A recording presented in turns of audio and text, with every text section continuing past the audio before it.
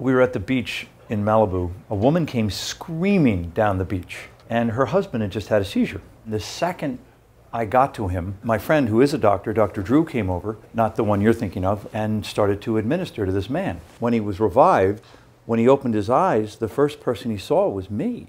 And as I'm sitting here, he goes, Dr. Cox? Celeb Pick'em, sponsored by AT&T. This week's picks by John C. McGinley. I would have Zachy, because he's so clutch, I would have him as my place kicker. Nick Cage, I would have as my slot back, because he's really fast, he's not afraid of anything. Ron, very cerebral. I'm having him as my first string backup quarterback, and I mean that as a compliment. Wide out, because I'm so fast. Still burning? No, but I like to dream. My grandfather, Ed McGinley, played for the 1925 New York Giants. Grandfather's in the College Football Hall of Fame. His plaque says that he's there for being the original wedge buster. So that means this hard-headed 185-pound Irishman just came down the field and exploded into people. I'm not an exploder. In my lifetime, they've gone from being the most mediocre team in the NFL to winning 3 or 4 Super Bowls here. Even better, that the last 2 we won, we beat the New England Patriots. So years like this where it's a little thin, it's okay because Giants are a few parts away from being a playoff team.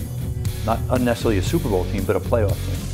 When Beckham made his catch this year against the Cowboys in the second quarter of a losing effort, it was athletically the most stunning thing I've ever seen, but it wasn't on the biggest stage. I would put David Tyree's catch first, Mario Manningham's second, and then Beckham's.